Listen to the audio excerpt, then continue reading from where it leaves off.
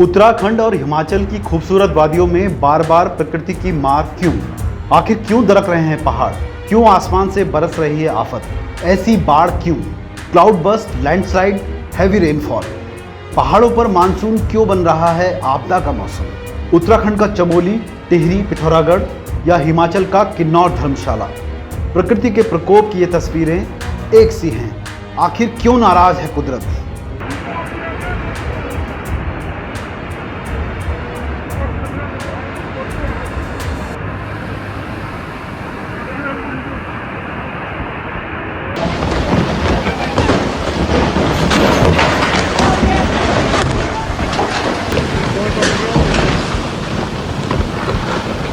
कमरे जो भी आए टूट गया।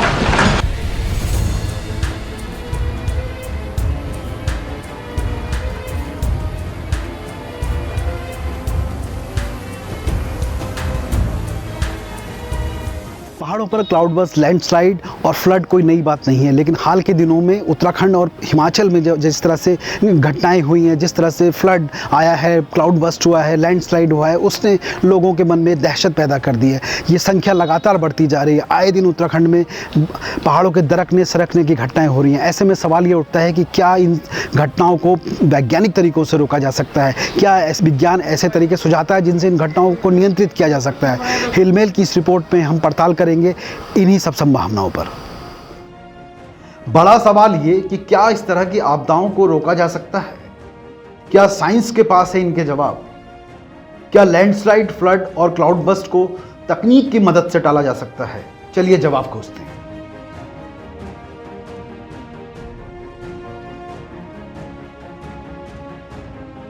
एक्चुअली स्लाइड एक भौतिक प्रक्रिया है अपने पृथ्वी की, और उसमें जैसे भी मास धरती से एक लेवल से ऊपर उठता है तो ग्रेविटी के द्वारा वो धीरे धीरे नीचे सरकता है। उसके लिए उसके जो फैक्टर होते हैं जिनको हम एक्सेलरेटिंग फैक्टर बोलते हैं, बहुत सारे फैक्टर हैं। जैसे अर्थक्वेक है जो उसको एक्सेलरेट करता है, या उसकी जो क्या कहते हैं उसके लिए एक्सटर्नल फोर्सेस हैं लाइक रेन्स, इवन सूर्य का जो प्रकाश है या हवा, ये सारी चीज़ें जो एजेंट्स हैं जिनको हम जियोलॉजिकल एजेंट्स बोलते हैं, ये जब धरती के सतह पे एक्ट करते हैं तो सतह को इरोजन और वेदरिंग के द्वारा ग्रेविटी से नीचे डाउनफॉल, डाउन वैलीज में मास मूवमेंट होता है। तो ये जनरली एक लैंडस्लाइड जो प्रक्रिया है उसके बारे में मैंने आपको बताया। पहाड़ एक जो है सामान्य धरती से उठा हुआ भाग है, और गुरुत्वाकर्षण के कारण इस पे जो भी रॉक मास है, जो भी सॉइल है, वो जब जो है अपने कोहेसिव फोर्स जो उसके पहाड़ को पकड़ने की जो क्षमता है उसको अपना लूज कर जाता है, तो वो मास नीचे गिरना शुरू करता है। आप जो बात कहते हैं लैंडस्लाइड को, मेरा ये मानना है क्योंकि हमारे पास बहुत सारी ऐसी इंजीनियरिंग टेक्नोलॉजी है कि हम भूस्खलन को रोक सकते हैं कुछ हद तक। हाँ, जहाँ पर कोई बहुत ही विशालकाय और जो बिल्कुल ऐसे प्राकृतिक जो ऐसे कारण हैं कि जिन पे आदमी का बस ना हो, लेकिन ज़्यादातर भूस्खलन की जो प्रक्रियाएं हैं, चाहे वो रोड कटिंग की वजह से हो, बिल्डिंग बनाने की वजह से हो, या कहीं पर हम लोग जैसे डैम बनाते हैं, टनल बनाते हैं, तो उस स्लोप को हम स्टेबल कर लेते हैं, और उस स्लोप को स्टेबल करने से हम उस पर मजबूती प्रदान कर सकते हैं। जब हम मजबूती प्रदान कर लेंगे तो भूस्खलन जो है रोका जा सकता है काफ़ी हद तक। तो ये एक बात है। दूसरी बात, जो पहाड़ों में जो बड़े बड़े भूस्खलन हो रहे हैं, जैसे कि आपने देखा होगा अभी हाल ही में हिमाचल और उत्तराखंड के अंदर, तो ये एक बड़ी विकट समस्या है, क्योंकि ये ऐसे भूस्खलन है जिनको रोक पाना आदमी के बस की बात नहीं है। आप देख रहे हैं कि नॉर्मल रोड में आप चल रहे हो और सडनली ऊपर से कोई ब्लॉक फॉल हो गया, अनएक्सपेक्टेड है। ये अनएक्सपेक्टेड रॉक फॉल को रोकना हमारे बस की और आदमी के बस की बात नहीं है। इसके लिए हमें सबसे पहले इंस्ट्रूमेंटेशन और ये सारी चीज़ों का उस एरिया के बारे में रेगुलर मॉनिटरिंग होना बहुत अति आवश्यक है। ये जो हमारे पहाड़ी ढाल हैं जिनके ऊपर गांव बसे हुए हैं, जैसे कि मैंने बताया कि भाई ये ओल्ड लैंडस्लाइड का मास था, उस टाइम पे क्लाइमेट कुछ और था, आज की टाइम पे क्लाइमेट कुछ और है। तो हमारा जो क्लाइमेटिक चेंजेज आए हैं, इसका बहुत बड़ा रोल है इस धरती में। जो बारिशें हैं, जो इस तरह की मौसम परिवर्तन हो रहा है, जो हैवी प्रेसिपिटेशंस हो रही हैं, इनको अगर हम गहराई से समझें तो आप देखिए कि पहले स्नोफॉल बहुत ज़्यादा होता था, तो जो सेडिमेंट था वो बड़ा कॉम्पैक्ट था। आज के ज़माने में परिस्थितियाँ बदल गई हैं, बारिशें ज़्यादा हो रही है, तो वो सेडिमेंट लूज कर जाता है, वो अपना मास मूवमेंट के साथ, मलबे के साथ, पानी के साथ बह के पहाड़ी ढालों में नीचे आता है। आप देखिए कि सडनली गांव के गांव जो है धसकते जा रहे हैं।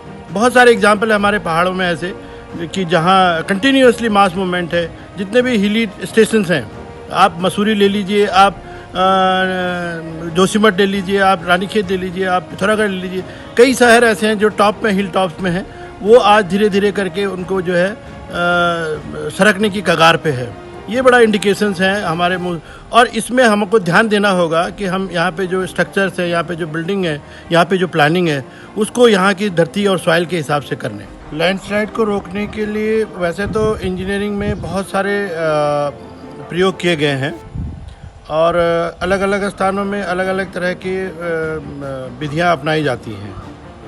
अगर हम रोड सेक्शन की बात करें तो रोड सेक्शन में बहुत सारे इंजीनियरिंग स्ट्रक्चर है, जैसे retaining wall, gabion wall, breast wall, ये इस तरह के वायर मैश, शॉर्टकटिंग, ये सारे स्लोप स्टेबलाइजेशन के बहुत सारे मेथड्स इंजीनियरिंग जियोलॉजी में हम लोग अप्लाई करते हैं। सेकेंडली, जो हम पहाड़ों की बात करते हैं, अपने उत्तराखंड और हिमाचल के जो पहाड़ों की बात है, हमें थोड़ा सा ये ध्यान रखने की ज़रूरत है कि जब हम कोई भी स्ट्रक्चर बनाएं, रोड बनाएं या वो बिल्डिंग बनाएं या डैम बनाएं, टनल बनाएं, तो वहाँ की जो भूगर्भीय स्थिति है उनको ज़रूरी है समझ लेना। वहाँ की जो जियोलॉजिकल कंडीशंस है उनको समझ लेना ज़रूरी है।